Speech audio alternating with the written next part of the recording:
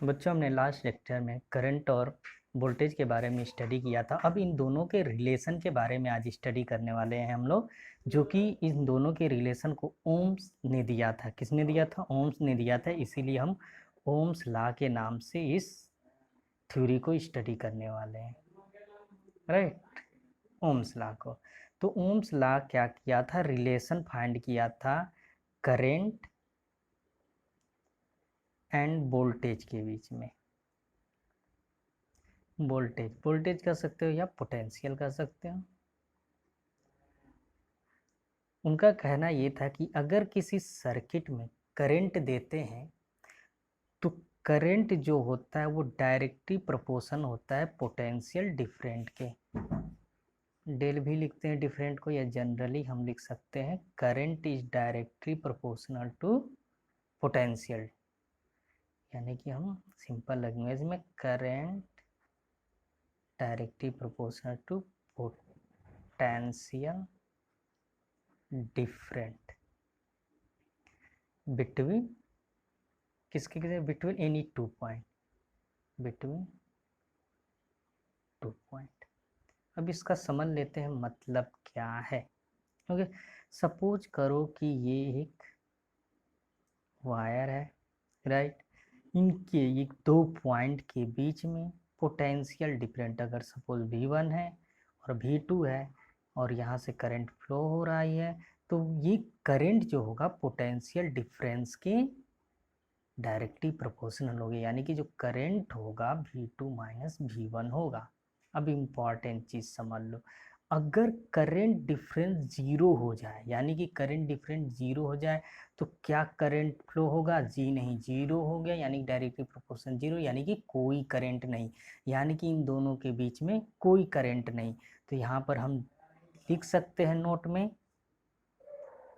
Note करके कि if no potential difference, no current flow, right?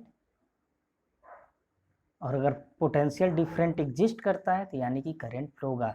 यानी कि करंट फ्लो के लिए क्या रिक्वायरमेंट है? पोटेंशियल डिफरेंट का एग्जिस्ट होना, मिनिमम टू मिनिमम वैल्यू होगा तभी करंट फ्लो होगा, अदरवाइज नहीं होगा।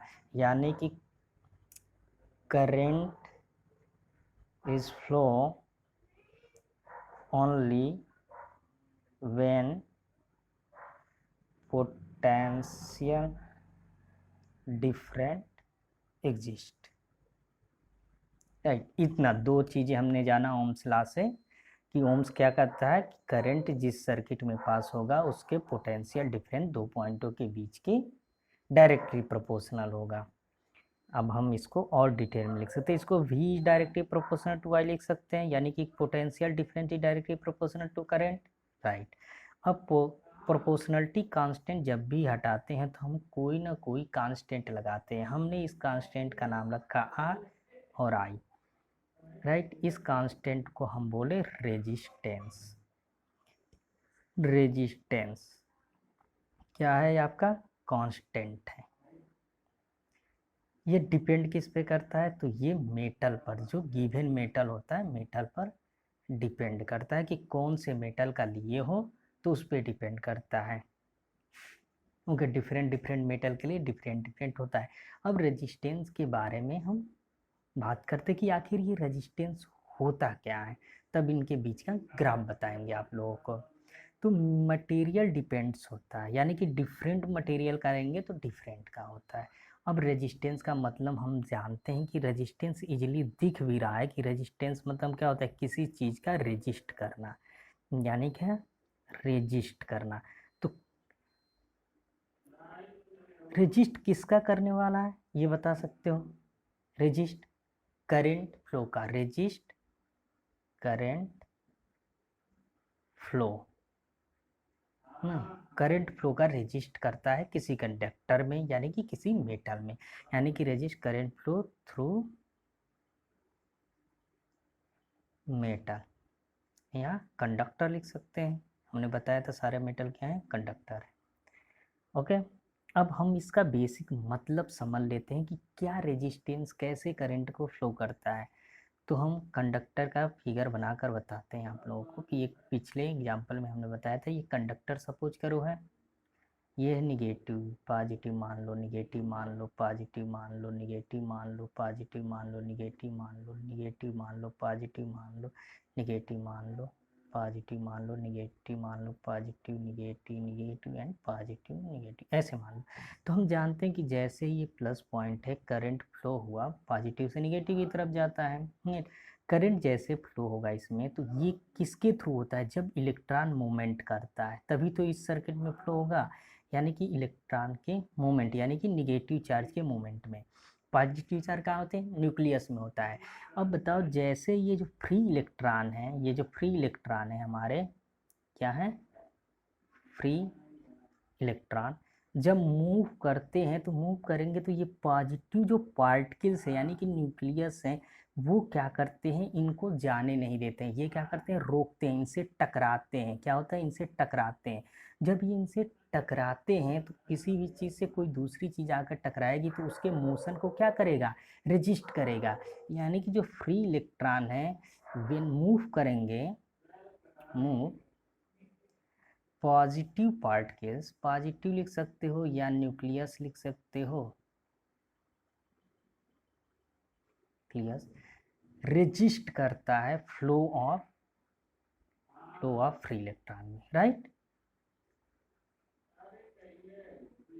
यानी कि फ्लो ऑफ इलेक्ट्रॉन के जब रेजिस्ट करेगा तो यही तो रेजिस्ट करेगा, यानी कि तुम्हें एनर्जी ज़्यादा जरूरत पड़ेगी, बार बार कोई चीज़ आ रहा है और इससे टकरा रहा है और फिर आगे बढ़ रहा है तो इसकी क्या हो जाएगा, वेलासिटी वीक हो जाएगी। यानी कि वेलासिटी, जिस वेलासिटी से निकलना था वीक हो जाएगी। यानी कि अगर वेलासिटी से एनर्जी की बात करें तो हाफ एम बी स्क्वायर होता है, तो ये क्या हो जाएगा, एनर्जी का लॉस होता है। यानी कि एनर्जी के लॉस के कारण ही ये रेजिस्ट करता है, इसीलिए इसको रेजिस्टेंस बोलते हैं। अब समझ में आया रेजिस्टेंस किसे कहते हैं, डिफरेंट मटेरियल का रेजिस्टेंस डिफरेंट डिफरेंट होता है।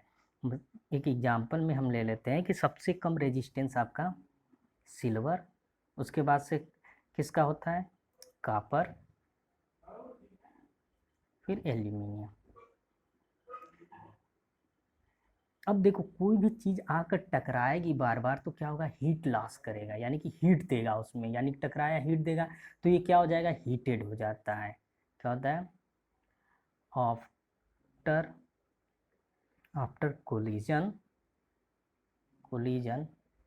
मेटल या कंडक्टर क्या हो जाएगा, कंडक्टर हीटेड हो जाएगा, राइट। ये हीटिंग इफेक्ट में हम लोग बात करेंगे इसके बारे में, तो यही थोड़ा समझ लेते हैं। जब टकराएगा तो क्या हो जाएगा, हमारा मेटल क्या हो जाएगा, हीटेड हो जाएगा। तो इसीलिए कभी भी देखना, जब भी हम किसी वायर का कनेक्शन करते हैं तो कॉपर वायर लगाते हैं, एल्युमिनियम वायर नहीं लगाते हैं और सिल्वर वायर नहीं लगाते हैं। क्यों, सिल्वर बहुत ज़्यादा महंगा है तो ज़्यादा खर्चा पड़ेगा, नहीं तो सबसे तो बेटर वही है, इसलिए हम कॉपर का यूज करते हैं। एल्युमिनियम कॉइल क्या होता है, बहुत ही जल्दी से हीट हो जाता है, क्योंकि इसका रेजिस्टेंस क्या होता है, अधिक होता है। तो हीट हो जाएगा तो जल्दी से जल जाएगा, या आप कहेंगे मेल्ट कर सकता है। इसीलिए जलना मतलब क्या होता है, मेल्ट होना, यानी कि उसका वायर ब्रेक हो जाएगा मेल्ट होकर, तो उसी को हम कहते हैं। तो आप रेजिस्टेंस के बारे में समझ लीजिए, क्या होता है बेसिक वो भी समझ लीजिए। अब हम ग्राफ ड्रा कर लेते हैं, वी और आर आई के बीच में पूछा जाता है आप लोगों के एग्जाम में कभी कभी न्यूमेरिकल में। तो वी आई इधर हम बना लेते हैं, वी आई ग्राफ, दो ग्राफ है आपका, समझ लेते हैं। अगर पोटेंशियल को वाई एक्सिस पे लेते हैं और करंट को आई एक्सिस पे लेते हैं, सॉरी एक्स एक्सिस में करंट को लेते हैं, तो हम जानते हैं क्या होता है, v equal to R Y. हम इसको अगर लिख दे v equal to R I, तो अगर लीनियर इक्वेशन हमें दिख रहा है, कोई स्क्वायर स्क्वायर नहीं है, सिंगल पावर है, तो लीनियर इक्वेशन का क्या होता है, y is equal to m x plus c से कंपेयर कर देते हैं। वैसे लीनियर इक्वेशन जब क्वाड्रिक इक्वेशन आप लोग मैथ में पढ़ेंगे तो उसमें आएगा, लेकिन बेसिक हम बता देते हैं। पर y एक्सिस y को इंडिकेट कर रहा है, m स्लोप होता है, क्या होता है, स्लोप होता है, जो कि टेन थीटा के बराबर होता है, राइट। और यक्स आपकी यक्स एक्सिस और सी कांस्टेंट होता है, राइट। यहाँ पर सी है नहीं तो सी क्या हो जाएगी, ज़ीरो। अब देखो y के जगह पर क्या है, v है, तो v हो गया, x के जगह पर i है, और इसके बीच में जब ड्रा करते हैं तो लीनियर आएगा क्योंकि एक सिंगल डिग्री का है, तो ये लाइन खींच दिया हमने, इसकी सीधी लाइन जाती है, राइट। ये करंट और पोटेंशियल के बीच में एक सीधी लाइन जाती है। अब ये जो स्लोप बनाता है आपका, क्या स्लोप, थीटा, जब इसका टेन थीटा हम निकाल देंगे तो क्या निकल के आएगा, यम के जगह पर आर निकल के आ जाएगा। क्या निकल के आ जाएगा, आर, रेजिस्टेंस।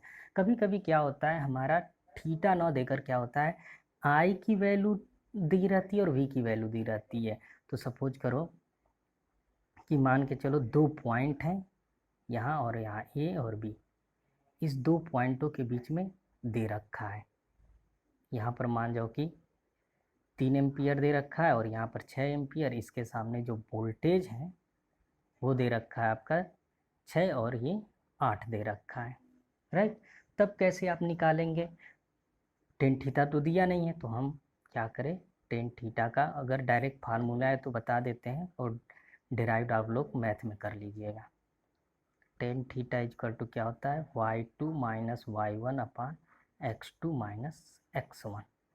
चूँकि मैं प्रूव कर सकता हूँ, कोई बात नहीं है, ये लाइन ड्रा करेंगे, ये डिस्टेंस फाइंड करेंगे, ये डिस्टेंस टेन थीटा।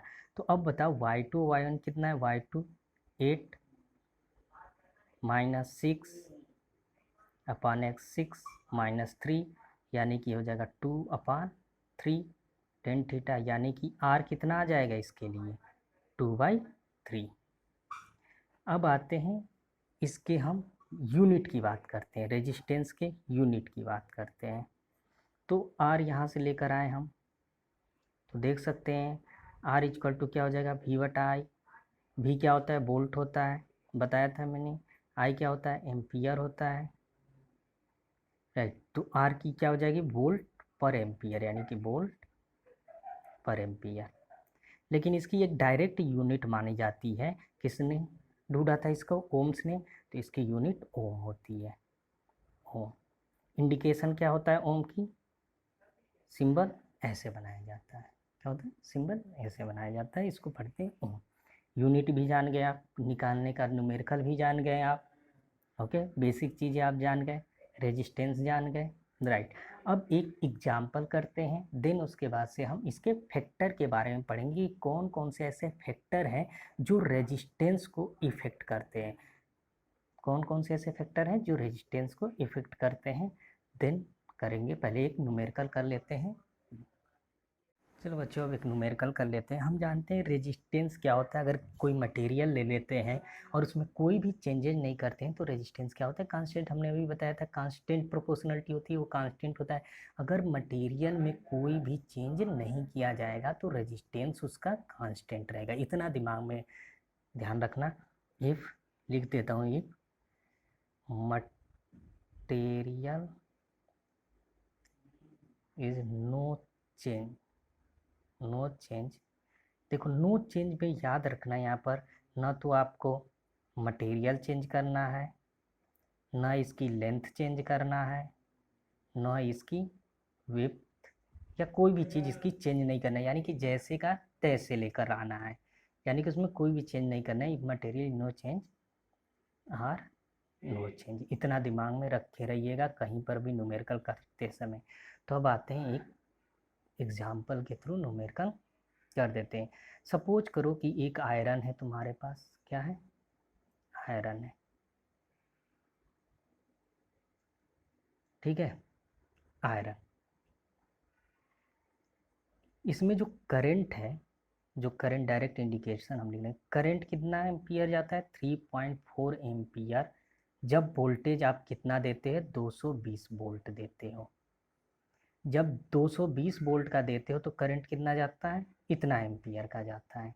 अब इसकी हम क्या कर देते हैं, सप्लाई, अब इसका कर देते हैं, जब वोल्टेज 110 वोल्ट का देते हो तब करंट बताओ क्या होगा, ये आपका क्वेश्चन है। यानी कि पहले आपने 220 वोल्ट दिया, इसको कितना दिया, 220 वोल्ट का दिया, तो 3.5 एम्पियर गया, राइट। कभी कभी होता है ना, घरों में फ्लक्चुएट करता है आपका लाइट, तो कभी क्या होता है, वोल्टेज कम बेसी होता है तो करंट भी अपने आप से चेंज होता है, क्योंकि हमने अभी पढ़ा potential is directly proportional to current. अब एक बात बताओ, आयरन में जो मटेरियल हीट करने के लिए लगाया गया है, क्या आपने वोल्टेज चेंज किया तो ये मटेरियल को आपने चेंज किया? नहीं किया। क्या इसके लेंथ को चेंज किया? नहीं किया। क्या इसको विड्थ को चेंज किया? नहीं किया। तो अगर लेंथ और विड्थ को आप चेंज नहीं करते हैं तो जाहिर सी बात है कि आर क्या होगा, उसका कांस्टेंट होगा। अब बताओ, आई निकालने के लिए V equal to I R होता है। अगर V दिया हुआ है आपका, अगर हमारा कहीं से आई निकल के आ जाए तो हम आर बता सकते हैं, या सॉरी गलत, आर अगर निकल के आ जाएगा तो हम आई बता सकते हैं।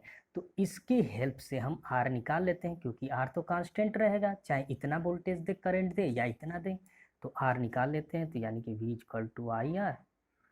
फर्स्ट स्टेप लेते हैं। अब क्या करते हैं, V कितना है 220, आई कितना है 3.4, आर लिख लेते हैं। तो आर इक्वल टू क्या हो जाएगा 220/3.4, राइट। ये क्या हो जाएगा, ओम हो जाएगा। अब इसको हम उठाकर क्या लेते हैं, इसके साथ इंक्लूड कर लेते हैं, यानी कि सेकेंड स्टेप क्या करेंगे, V equal to I R. V कितना दिया था 110, आई निकालना है हमें, V कितना है 220/3.4, राइट। ये कट गया 2, ये हो गया आपका आई इक्वल टू 3.4/2 यानी कि 1.7 एम्पियर। आंसर आपका हो गया। तो ये था ना क्वेश्चन, गुड। अब हम पढ़ेंगे क्या, फैक्टर। कौन कौन से ऐसे फैक्टर हैं जो रेजिस्टेंस को इफेक्ट करते हैं, कौन कौन से फैक्टर हैं जो रेजिस्टेंस को इफेक्ट करते हैं, यहीं पर हम बता देते हैं। ओके, यानी कि फैक्टर अफेक्टेड टू रेजिस्टेंस, यानी कि मटेरियल आप लेकर आए, सपोज करो एक वायर लेकर आए, तो ये वायर लेकर आए, राइट। तो पहली बात तो ये किसी न किसी मटेरियल का होगा, इसकी कुछ न कुछ लेंथ होगी और कुछ न कुछ डाया होगा, राइट। इतना ही तो होता है। तो जो रेजिस्टेंस होता है वो डायरेक्टली प्रोपोर्शनल टू लेंथ होता है, पहला। यानी कि जितनी बड़ी लेंथ उतना अधिक रेजिस्टेंस। क्यों? क्योंकि तुम जानते हो, अभी बताया था मैंने, कि अगर मान के चलो कि ये इलेक्ट्रॉन है और यहाँ से चलना स्टार्ट किया, क्या है, यहाँ से चलना स्टार्ट किया, तो इसके रास्ते में बहुत सारे आएंगे, एक बार लड़ेगा, 2 बार लड़ेगा, 3 बार लड़ेगा, अगर और बड़ा कर देंगे तो 4-5 बार लड़ेगा, तो कई बार कोलिजन करेगा, तो उसका रेजिस्टेंस क्या होगा, रिस्ट्रिक्शन ज़्यादा होगा। जितना ज़्यादा रिस्ट्रिक्शन फ्लो में होगा उतना ज़्यादा इसका रेजिस्टेंस होगा। तो ये हो गया आपका रेजिस्टेंस की डायरेक्टली प्रोपोर्शनल होगा।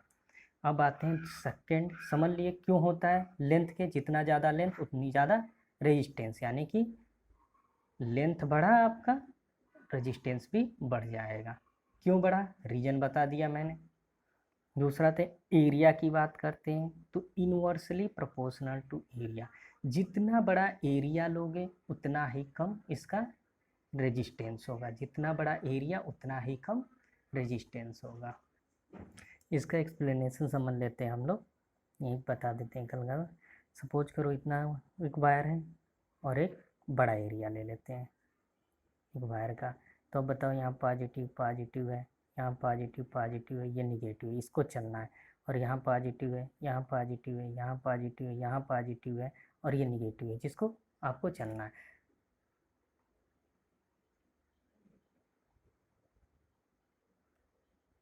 अब बात बताओ, ये चलेगा तो स्पेस क्या है जाने का, बहुत कम है, इसके पास क्या है, स्पेस जाने का इजली है, यानी कि कम स्पेस रहे, स्पेस जाने का इजली रहेगा, यानी कि एरिया बड़ा रहेगा, इजली वो पास हो जाएगा।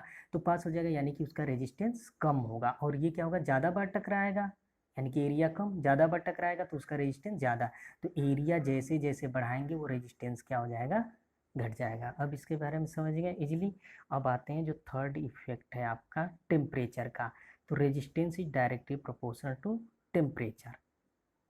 यानी कि जितना ज़्यादा टेम्परेचर होगा उतना ज़्यादा रेजिस्टेंस होगा। यानी कि कभी कभी क्या होता है, टकराने से हीट बढ़ता है, हीट बढ़ते बढ़ते और रेजिस्टेंस बढ़ता है, रेजिस्टेंस बढ़ता चला जाता है टेम्परेचर के साथ। ऐसा इसलिए होता है कि मान लो टकराया, ये भी वाइब्रेट करने लगा तो एरिया क्या हो जाएगा, और कम हो जाएगा। ये भी वाइब्रेट करने लगा टकराने से तो और कम बना एरिया, तो और ज़्यादा टकराएगा। इसलिए टेम्परेचर बढ़ने से भी रेजिस्टेंस बढ़ता है। थर्ड है मटेरियल पर डिपेंड होता है। आर डिपेंड किस पे करता है, मटेरियल पर। डिफरेंट मटेरियल के लिए रेजिस्टेंस क्या होगा, डिफरेंट होगा। राइट, फैक्टर समझ गए। अब आते हैं रेजिस्टिविटी पर। किस पे आते हैं हम लोग, रेजिस्टिविटी पर। ज़्यादा नहीं बताएंगे रेजिस्टिविटी के बारे में आप लोगों को।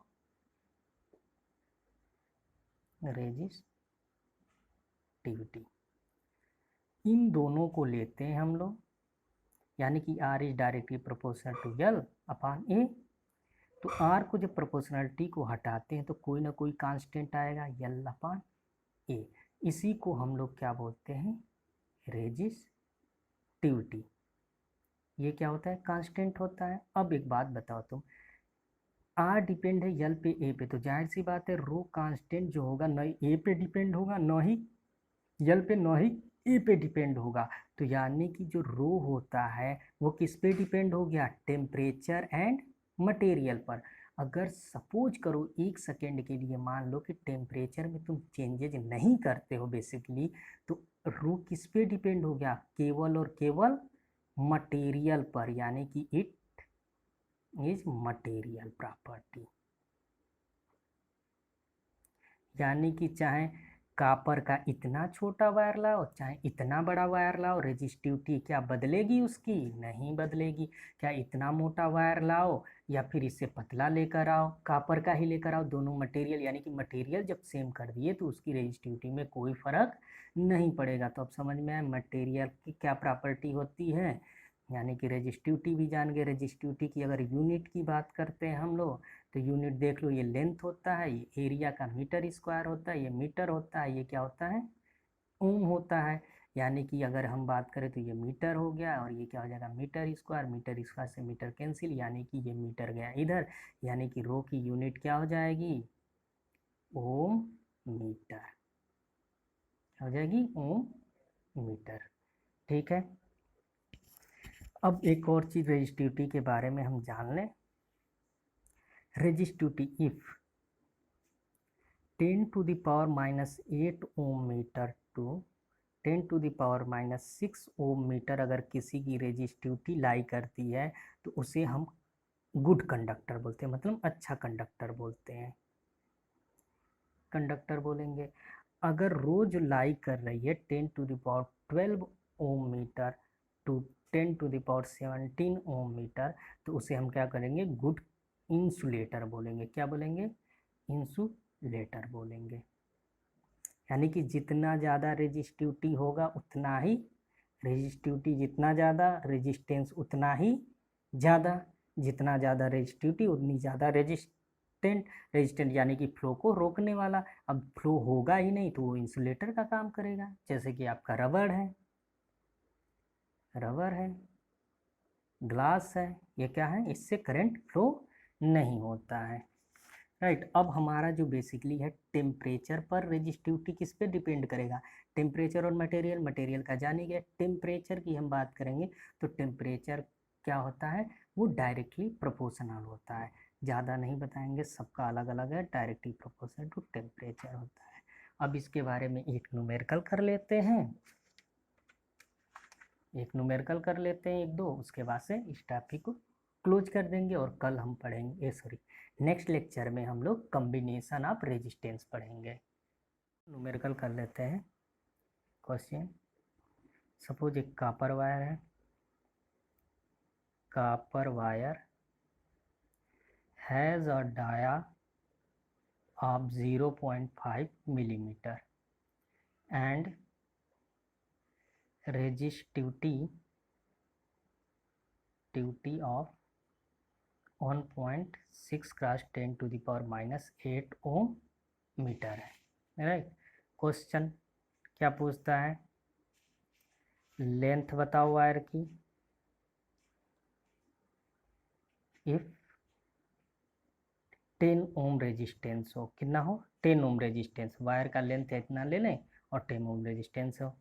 सेकेंड क्वेश्चन है आपका, इफ डाया डबल कर दें, जो डाया है डबल, देन आर पर क्या इफेक्ट पड़ेगा, यानी कि आर के बारे में बताओ। आते हैं हम लोग, हम जानते हैं कि आर इक्वल टू क्या होता है, रो डॉट एल बाई ए, यही होता है। वायर क्या होता है, सर्कुलर होता है, तो सर्कुलर का एरिया क्या होता है, pi by 4 D square R pi R square, R मतलब रेडियस, डी मतलब डाया, राइट। आर कितना है यहाँ पर 10 ओम है, 10। रेजिस्टिविटी कितना है, ये तो बदल नहीं सकती मटेरियल की, तो नहीं बदलेगी, तो लिख लो भाई, ठीक है। लेंथ पूछा हुआ है, एरिया की जगह पर डाया दिया है, जी हाँ डाया दिया है, तो ये वाला फार्मूला यूज करेंगे, पाई बाई 4 डी स्क्वायर किस में दिया है, मिलीमीटर में दिया है। और लेंथ अगर निकालेंगे तो हमारा किस में आएगा, ये किस में है, ओम में है, ये किस में दिया हुआ है, ओम मीटर में दिया है, तो इसको हम किस में कन्वर्ट करेंगे, मीटर में कन्वर्ट करेंगे। तो पहले मीटर में कन्वर्ट कर लेते हैं, डाया को 0.5 mm में है, मीटर में कन्वर्ट करेंगे तो क्या होगा, क्रॉस 10⁻³ मीटर, राइट। यहाँ पर हम कर ले 0.5 क्रॉस 10⁻³ का होल स्क्वायर, राइट। लेंथ आप निकाल लीजिएगा, अब इसको कैलकुलेट कर लीजिए और लेंथ निकाल लीजिए का 10 से लेंथ आपका फाइंड होगा, सारा वैल्यू मैंने पुट कर दिया है, मीटर में आंसर आएगा, राइट। आंसर हम बता दें आप लोगों को, तो आंसर आपका आएगा 122.7 मीटर। इसको सॉल्व करिएगा आप लोग खुद। अब आते हैं हम लोग डबल, डाया को इसने क्या किया है, डबल कर दिया है, तो आर पर क्या इफेक्ट पड़ेगा, लेंथ उसने कुछ भी चेंज नहीं किया है, तो अब ये बताओ रो चेंज होगा, नहीं चेंज होगा, क्योंकि हमने मटेरियल को चेंज नहीं किया है। क्या लेंथ चेंज हो, लेंथ को क्या नहीं किया, तो किस पे डिपेंड किया, ओनली ए पर। ए क्या होता है, D square pi by 4 constant D square, यानी कि जो आर है आपका इनवर्सली प्रोपोर्शनल टू 1/d² होगा, राइट। डायरेक्ट मैंने लिख लिया, आप लोग खुद निकाल लीजिएगा, ठीक है। तो अब ये बताओ कि डाया को तुमने डबल किया, मान लिया कि पहले क्या था, R1 था, जिसकी डाया क्या थी, D1 थी। अब क्या है, R2 है और डाया क्या है, D2 है, सॉरी स्क्वायर में। तो अगर हम इसका रेशियो निकाल ले तो क्या होगा, इन प्रोपोर्शनलिटी कांस्टेंट होता है, वो कट जाएगा, यानी कि R1/R2 इक्वल टू क्या हो जाएगा, 1/D1 का स्क्वायर अपॉन 1/D2 का स्क्वायर, ये चला जाएगा ऊपर, यानी कि हो जाएगा D2 square upon D1 square, right. पहले D था, अब क्या कर दिया, डाया तुमने डबल कर दिया, R1/R2, क्या हो जाएगा D²। अब बताओ R2 निकालना है, पहले इसको कैलकुलेट कर लो, यानी कि 4D² अपॉन D², ये कैंसिल आउट, यानी कि R1/R2 निकालना है आपका, तो R2 इक्वल टू क्या हो जाएगा, इधर चला जाएगा, ये इधर आ जाएगा, R1/4।